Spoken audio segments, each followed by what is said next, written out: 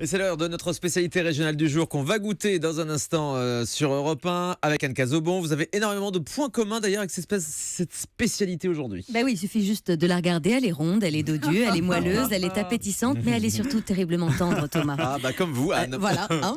En plus, elle a sur le dessus cette petite carapace protectrice en forme de glaçage qui l'enveloppe et qui lui évite de laisser sécher son petit cœur fragile. Et on est nombreux à avoir cette petite carapace, croyez-moi.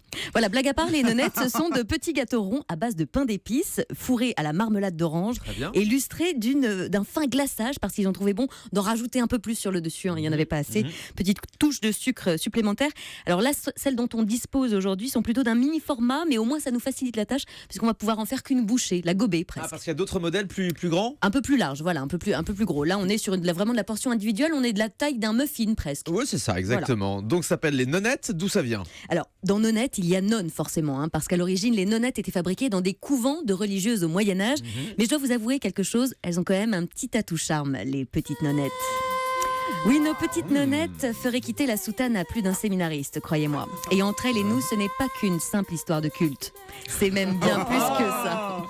La force de la nonnette, c'est d'abord qu'elle est très parfumée. Il est donc important, ne faites pas cette tête-là, Thomas, j'ai l'impression que vous allez vraiment déguster dans tous les sens du terme avec cette nonnette. Il est donc important de bien choisir les ingrédients. Un excellent miel, de la vergeoise brune. La vergeoise, c'est une sorte de sucre brun foncé. Et puis le dernier point de détail, la nonnette ne se mange pas le jour même. Oui, patience.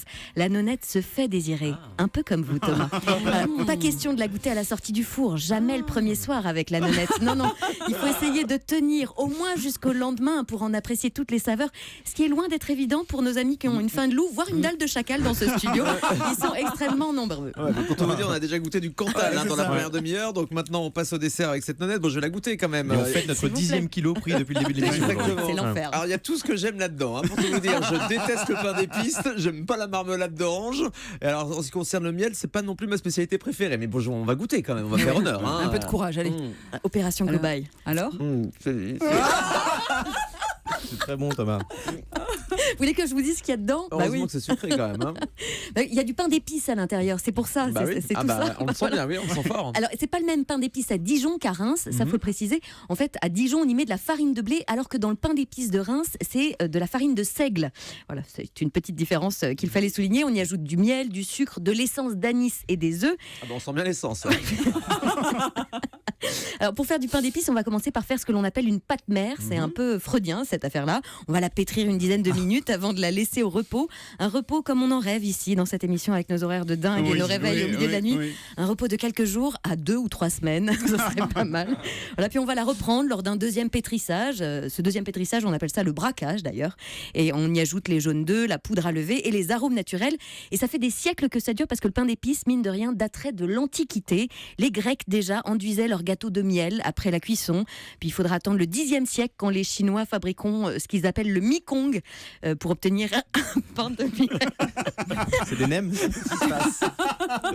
Un pain de miel se rapprochant de nos pains d'épices actuels. Attention, parce que je suis fatiguée. À tout moment, on peut avoir une sortie de route et ne plus me récupérer. Hein, je vous le dis.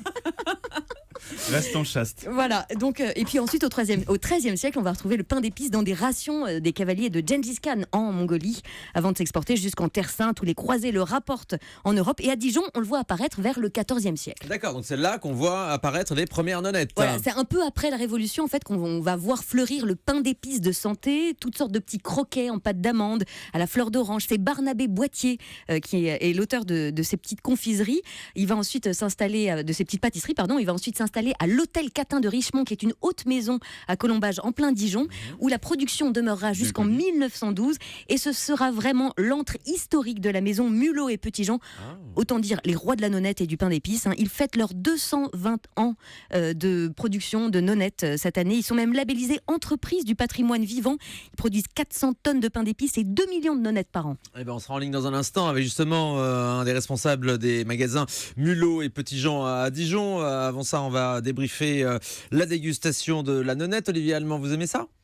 Alors, on a ce point commun, Thomas, c'est que j'aime pas le pain d'épices, donc évidemment ça tombe pas bien. Mais par contre, l'alsacien que j'ai à côté, Guillaume, moi j'ai vous avez adoré. adoré. Voilà.